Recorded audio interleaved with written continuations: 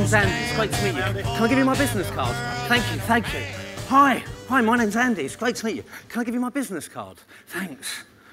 Hi, my name's Andy. It's great to meet you. Hi, can I give you my business card? Thank you. Hi, my name's Andy. It's great to meet you. Can I give you my business card? Thanks. Hi, my name's Andy. Hi, it's great to meet you. Can I give you my business card? Thank you.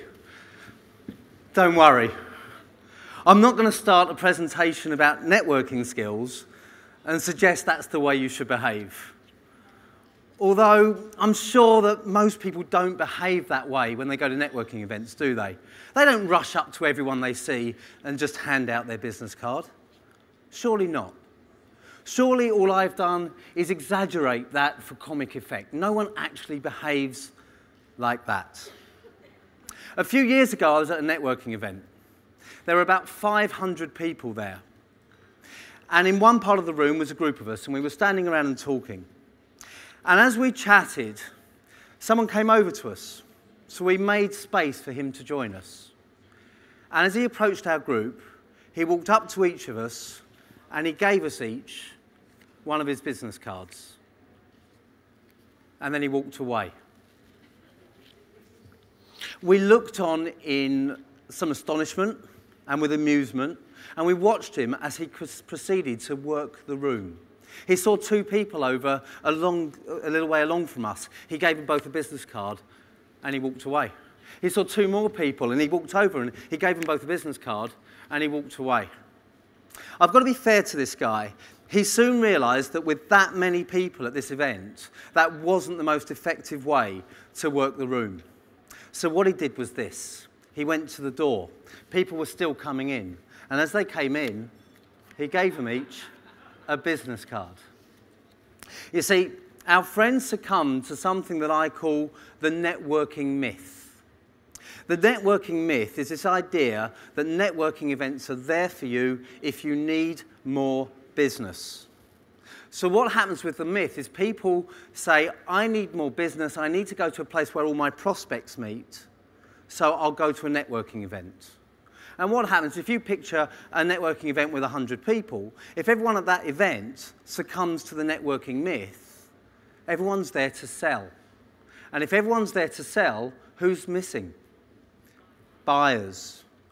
So you end up with quite a dispiriting experience. You know, Matt talked about people not being too enthusiastic or confident networking. It's because we're primed to sell to people who don't want to buy from us. And that immediately leads to a negative experience. And you have what I call the networking dance. And the networking dance is very simple. Two people approach each other at a networking event. They shake hands. They smile nicely. And they exchange pleasantries, so they exchange their names and so forth. And then one person asks the other one a very simple question. What's that question? What do you do? It's the networking equivalent of, do you come here often? People don't care. They're not interested. It's an icebreaker at that stage. But we still go through with the dance. So someone asks you, what do you do? Actually, this is the moment you've been waiting for because you've carefully crafted a 30-second elevator pitch. Something that gets across what you do perfectly so that this person will buy from you. Now, the strange thing is that if you're the first person to be asked, you don't know anything about them, so you haven't even done your research at this stage. You don't know who you're sharing your elevator pitch with, but you do it anyway, don't you? So you give them your elevator pitch. Now, if you're on the receiving end of that elevator pitch, how carefully are you listening? If you're listening at all, it's to find out whether they'll buy from you. That's probably the extent of it. But most of us listen to the elevator pitch thinking, when are you going to finish? Because when you finish, what are you then going to say? And what do you do? So that then you can get out your beautifully crafted, perfectly rehearsed 30-second elevator pitch. So you go through these elevator pitches, you shake hands, exchange business cards and go your separate ways. And then someone says to you, who was that you just spoke to? You don't even remember their name, let alone what they do, because you haven't been engaged. You've just been dancing. So if we're going to get the most out of networking events, we need to perhaps approach it from a different angle. We need to understand why we're there. We need to understand what we can, what we can get from being there and what we can get from every engagement. And we need to move away from this dance, from this myth. And if we can do that, we can start networking with some confidence. Because at the moment, if you go into a networking event, if we could just bring up the title slide, please, guys, you might see an image, something like that. An image something like that. A room full of people. And what's your feeling when you first walk into that room full of people? Is it one of excitement? Or is it one of dread? Walking into a room full of, there are about 200 people at that event, and they're all talking. Walking in and thinking, how am I going to approach them, makes most people want to run for the door, run the other way. And in fact, it has done on more than one occasion. I used to run networking groups. And I went to one of our groups in London a few years ago. And I met a guy over breakfast and we chatted away. And he'd been a member of our group for probably about 6 months at the time. But he told me he nearly didn't make it through the door. When he first came to that networking group, he walked into the room. And I mean, there weren't that many people even. There may be about 20 or 30 people there. And they were all chatting away and all in groups. And he took one look and he walked back out again. And he got onto the steps of the club in Mayfair where the group was taking place. And he phoned his wife. And he said, I can't go through with this. I can't do this. I can't approach those people. And she said, well, if you come back home, you're not getting breakfast here. And she forced him to go back in. Once you get over that hurdle, you're fine. But you see that room, it's quite a daunting experience, isn't it? So what I'd like to do today is just share with you 3 tips, throw in 3 tools that will help you network with some more confidence. Is that okay? Sort of thing that you'd like. So that you can make the most of events like this and you can make the most of events like that. Because is it fair to say, would most of you agree, that when you come to an event like Sage World, and I know a number of you have been here yesterday as well as today, if you come to an event like Sage World where there's 2,000 people registered, it gives you a great opportunity to build your network and meet new people. Is that fair to say? Would you all want to take that opportunity? Okay. Can I just ask a quick question? Can we just have the house lights up for a moment, please? Just want to ask you a question, simple question. How many of you, if you can stick your hands in the air, how many of you believe that coming to an event like this gives you a great opportunity to meet new people and that's important for your business? You just stick your hands in the air. Okay, so that's most people's hands. Can you keep your hands up for the moment? Just keep your hands up. How many of you are sat next to someone you know, you work with, or you're sat on your own, or haven't spoken to the person next to you? Still, most of the hands stay up in the air. See, we know how important it is to grow our network. We know how important it is to meet new people. We know we've got the opportunity, but our comfort zone holds us back. We see that room, and we go for our comfort zone. So before I share the 3 tips and 3 tools with you, I'd like you to do something for me first. What I'd like you to do, we're going to do this very quickly, is I'd like you to get up, move seat, and introduce yourself to someone you've never met before. Okay? Introduce yourself to someone you've never met before.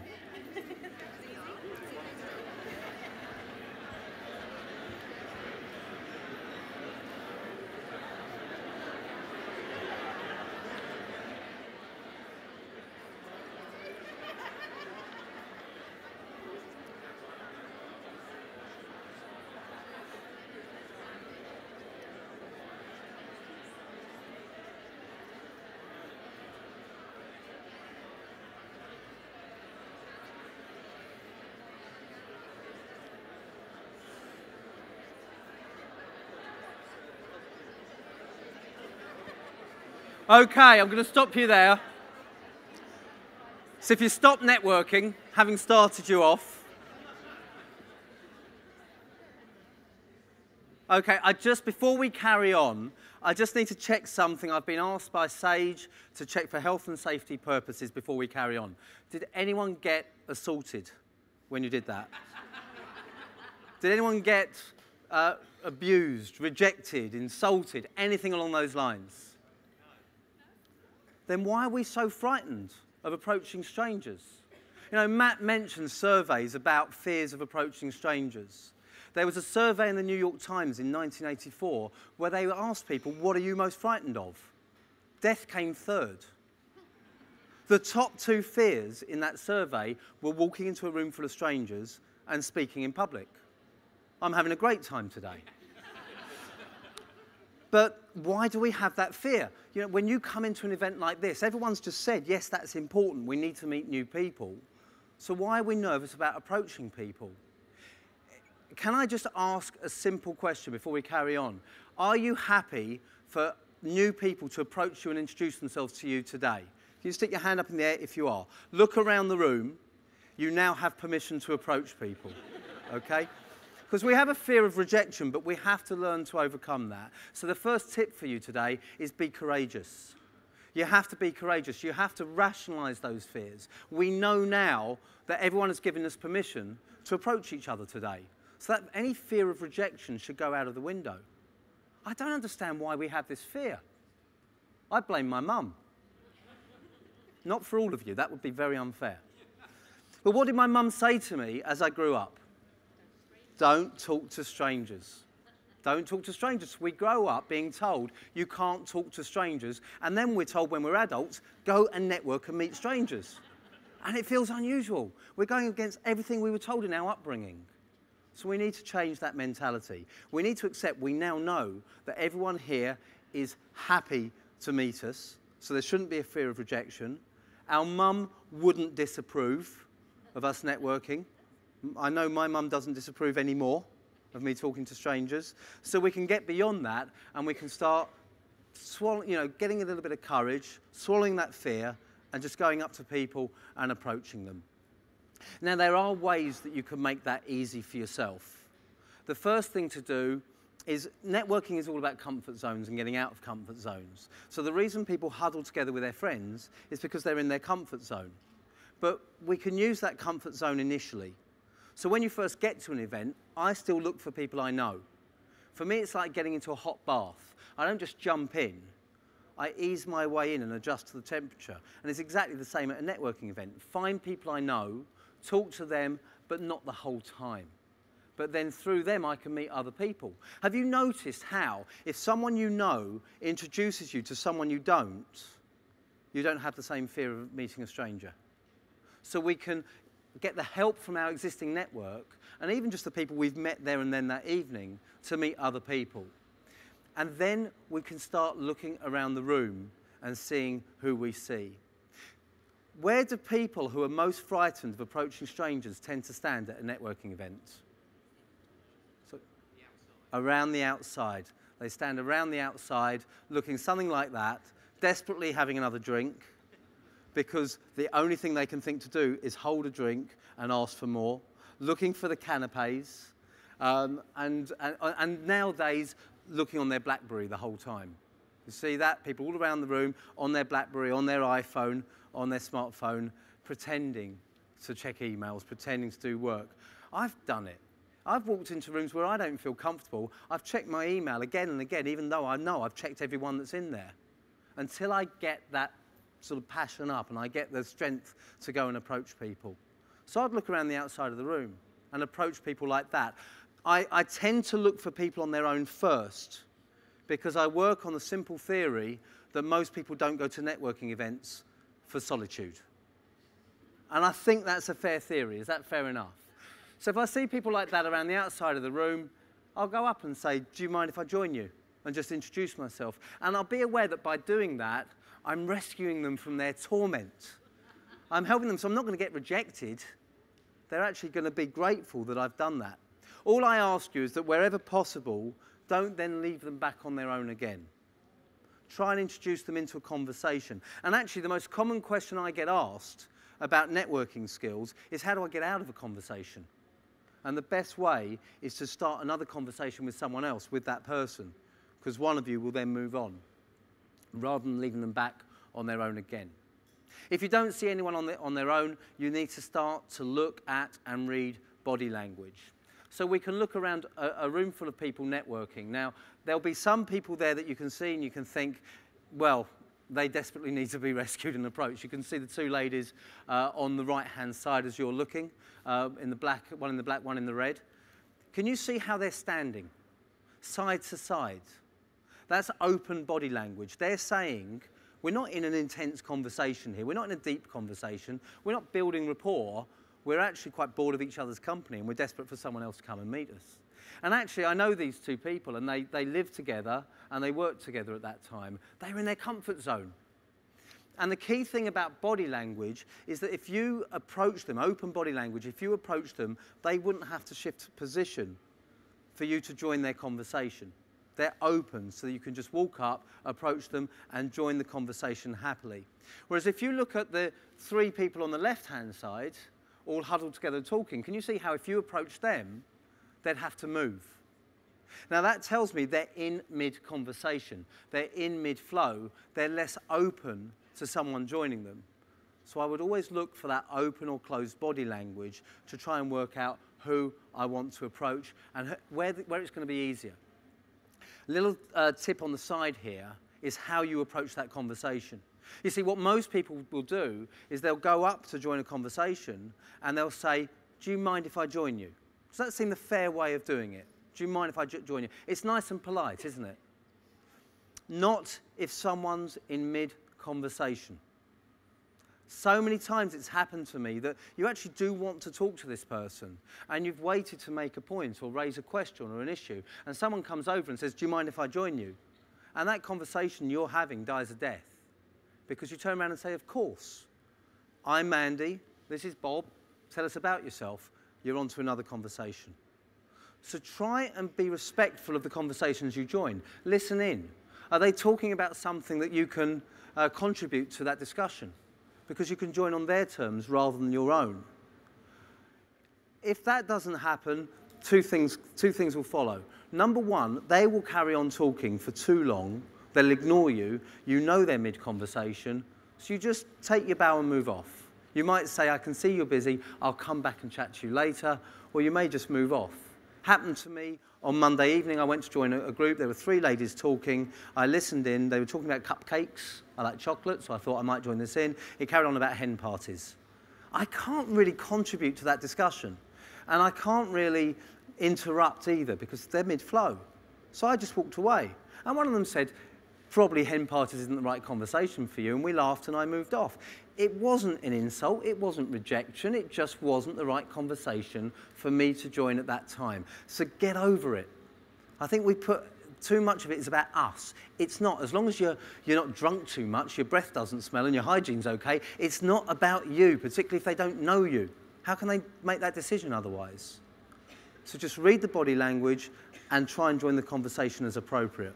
Another couple of examples of body language. Two groups, one open and one closed. You can see in the first picture, they're talking very intently. It's very closed. It's quite hard to break into that.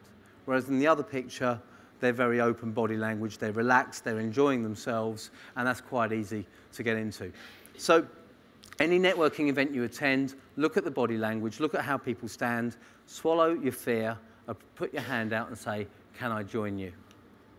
Little tool to put into this conversation as well when you're looking at this. Because people go to networking events focused on selling, they miss the opportunity to relax and enjoy the conversation. You see, the sales don't come from the people at the networking event. They come through the people at the networking event, through the people they know. I know some of you are here today that were at my talk about LinkedIn yesterday, and I talked about 6 degrees of separation. It's not the person in front of you, it's who they know where the real power lies. And you see, a lot of people lose sight of that when they go to networking events. You'll see people walking around networking events making not eye-to-eye contact, but eye-to-badge contact. They walk around staring at your name badge and working out, are you relevant to me? I went to one event a couple of years ago called SoccerX. And SoccerX is the big industry event for the football industry. And before I went, a client asked me to go on their behalf. And before I went, I approached someone in my network for his advice because at the time he was the assistant to the chief executive of a Premiership football club. And before that, he'd been the commercial director there, and before that, chief executive at Swindon Town, before that, marketing manager at the Football League. So I thought, if anyone knows about SoccerX, Steve will. So I picked up the phone to Steve and I said, what do you know about this event? And he said, well, I was at the Football League when they pitched it to us. He said, what happens is all the suppliers to the football industry want to go to meet the commercial directors of the big clubs. And all the big clubs are there. You get Barcelona there, Bayern Munich, Real Madrid, Charlton Athletic, all the top clubs in the world go to SoccerX. And Steve said it works like this. He said, what happens is everyone goes to try and sell to the commercial directors. We don't want to be sold to. Typical networking event. He said, so we go into the VIP room and network amongst ourselves and every now and then go on the exhibition floor. So if you go on the exhibition floor, what you see is a lot of suppliers walking around like this, making eye-to-badge contact. I saw them walk down Wembley Way afterwards like this. They spent the whole event stooping to look at name badges. I got into conversation with a German guy there. People come from all over the world. Got into conversation with a German guy. Now, I call it conversation. That's a very loose description of what followed. It lasted maybe 2 minutes, if I'm lucky. I asked him questions, he grunted in response. He'd looked at my badge. It didn't say Commercial Director of Barcelona, so he wasn't interested in talking to me. Within those 2 minutes, he made his excuses and left. He said, there's someone over there I have to talk to. He walked 5 yards and got his mobile phone out. I didn't have the right name badge. If he had bothered to engage me in conversation, what might he have found out? Who did I go to research the event? I had someone who was the assistant to the chief executive of a Premiership football club, who knew everyone in the game, close in my network, but he didn't bother to find out. The first tool I want to give you to take away is pursue the relationship, not the sale. Pursue the relationship, not the sale. Look at these people here. They're relaxed. They're enjoying themselves. They're getting on with each other. I met all of these people through networking. They're all in my close network. We get on extremely well. They have all referred me in the past, and I have referred them. We've supported each other as our businesses grow together. It has been immensely powerful. One of the people in that picture has just written a review of my new book for a very influential accounting website that led to a massive spike in sales for me. One of the people in that picture is helping me write a training program for a client in Vietnam because she's a specialist in HR and I'm not, and that's who the training program's for. One of the people in that picture is in the process of introducing me to a major blue chip corporate to run training sessions for them in Poland. I pursued the relationship, not the sale, and that makes all the difference. Don't worry about what it says on someone's name badge. Don't worry about whether they're a prospective buyer for you. My approach, my philosophy, is I'd much rather you referred me 5 times than bought from me once. Build the relationship, not the sale, and to do that you have to be courageous. You have to approach people at networking events.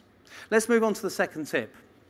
The second tip is to be committed. And there's 2 sides to this. Be committed to the process and be committed to the people in the process. Be committed to the process, be committed to the people in the process. Can anyone tell me what the main reason anyone goes to a networking event is? What's the main reason anyone goes to a networking event? To make contacts. Anything else? Build relationships. They've been listening to me.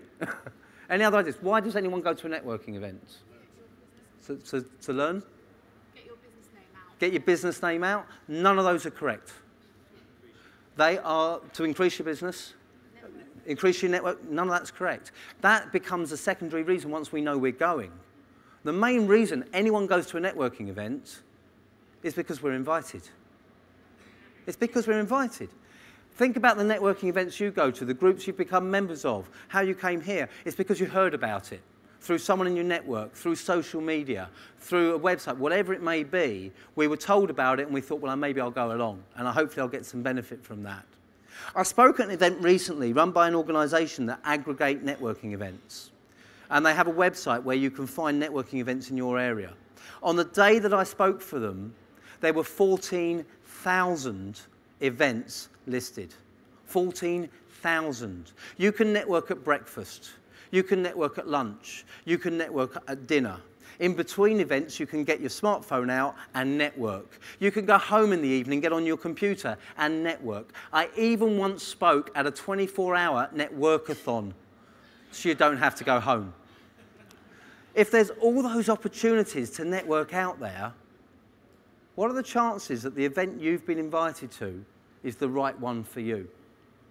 You need to be committed to the process. You need to think, why am I there? Because if you haven't thought, why am I there, and you've just accepted an invitation, you may find yourself standing at the side reading, admittedly, a very good book. You see, we stay in our comfort zone. If we don't know why we're there, if we don't know what we're trying to achieve, it's actually more nerve-wracking because we don't know why we're approaching people. We don't know what we want from that conversation, where we're going with it. So start thinking about why you want to network. If you were at one of my talks last year at Sage World, I talked in depth about networking strategy. And I'll just give you the brief headlines as to why we network. And then you can look at networking opportunities and say, how does that fit with those goals? We network to become better known, which was one of the answers that came out. We network to become better equipped. You know, a lot of speakers at an event like this, a lot of experts on various topics that we can approach. We network to become better connected.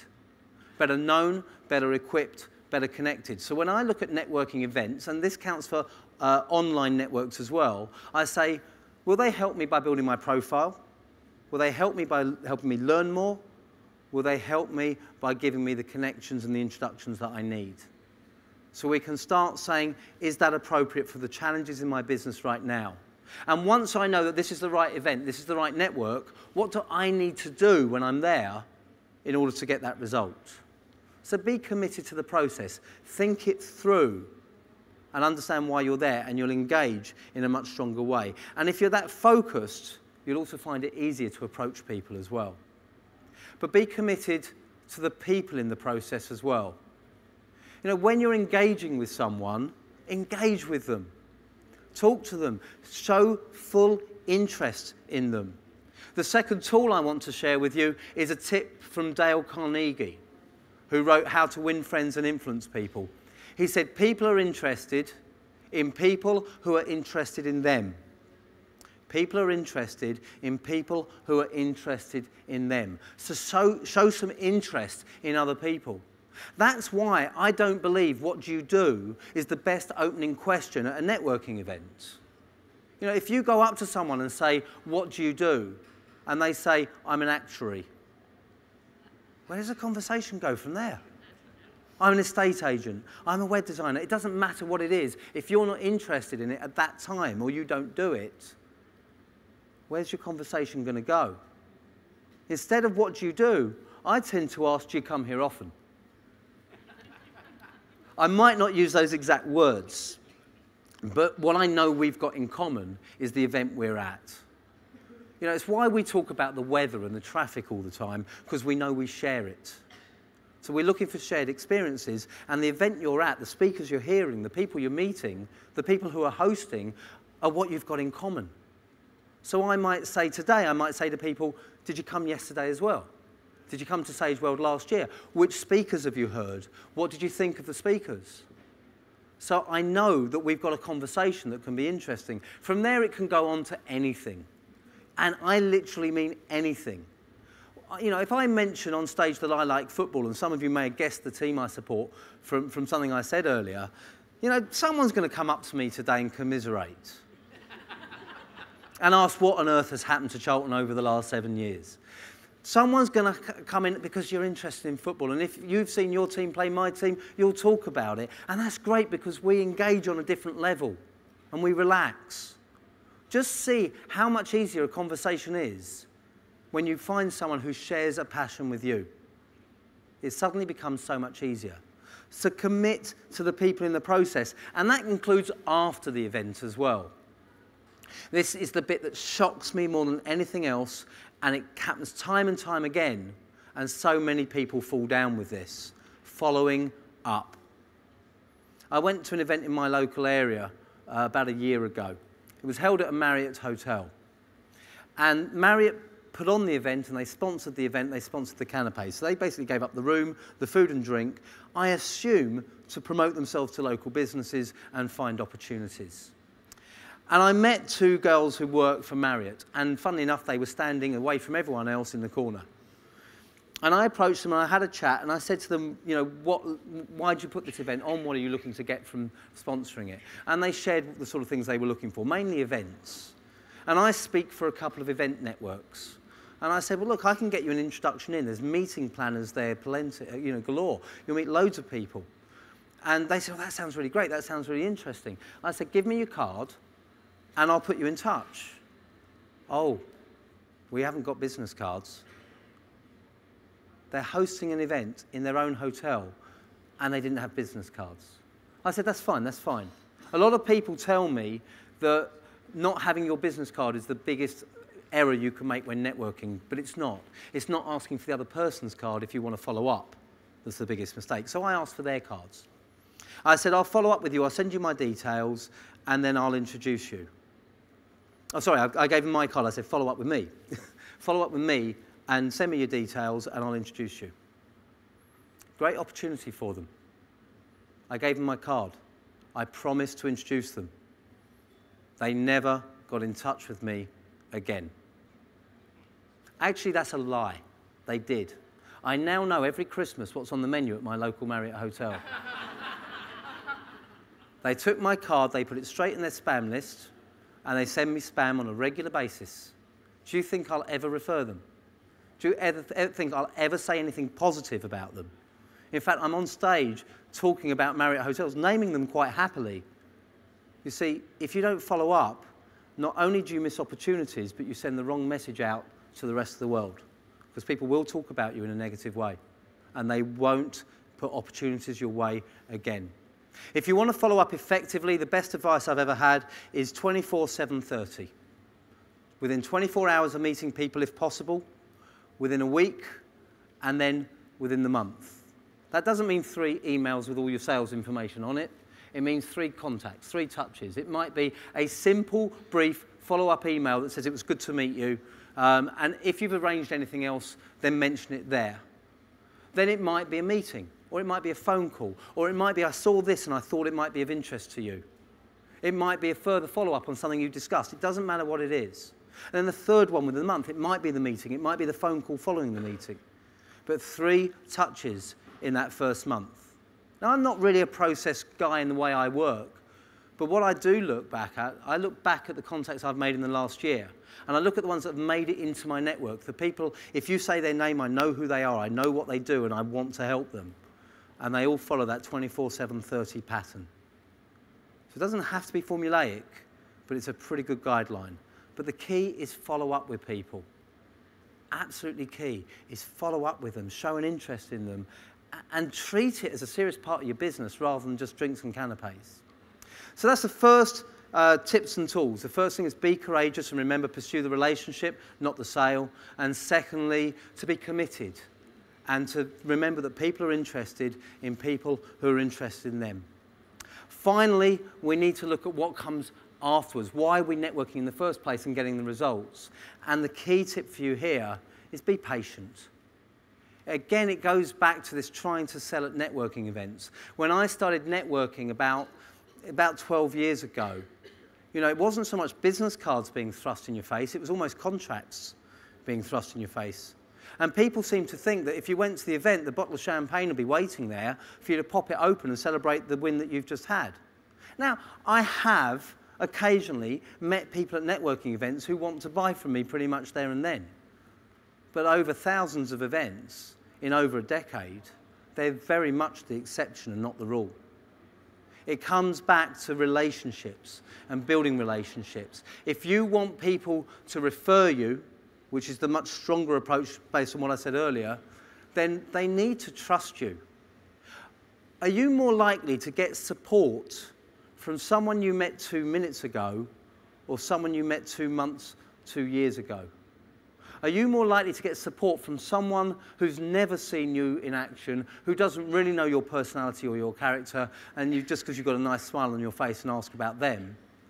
Or are you going to get support from the people who have seen you in action, who have heard how good you are, the people who know your personality? Ivan Meisner, who founded BNI, which is the world's biggest networking organisation, said there are 3 stages to networking. The first is visibility. The second is credibility. The third is profitability. Visibility, credibility, profitability. That's easy for me to say. So you need to be patient.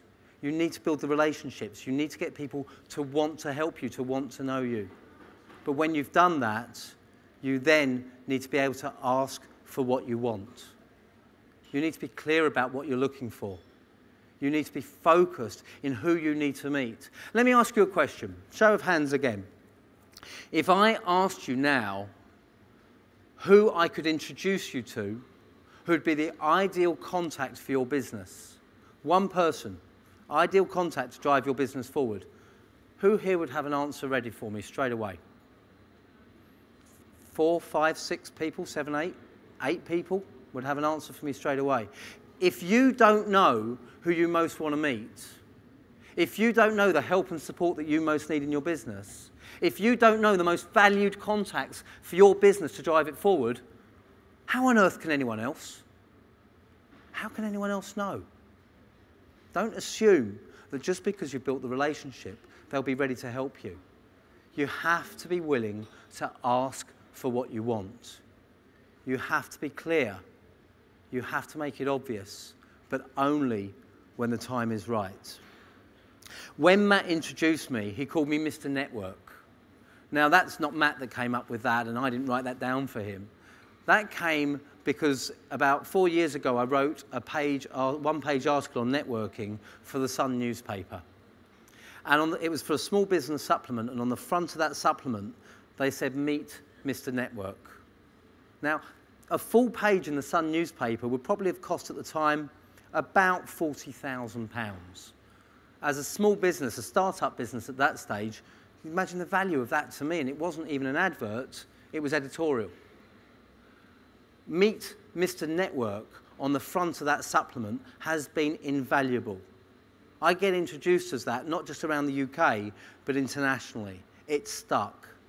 Now, that's come about because I asked for what I wanted. I sat down with someone in my network. I knew him well. We have a very good relationship. We'd worked closely together in a professional association we're both involved with. And we actually arranged the meeting to see how we could help each other. And Chris turned to me and he said, "Andy, how can I help you?" And I said, "Chris, I want to raise my media profile." I didn't say, "Chris, I want speaking engagements." I didn't say, "Chris, I want sales teams I can work with." "Chris, I want coaching engagements." I said, "Chris, I want to raise my media profile."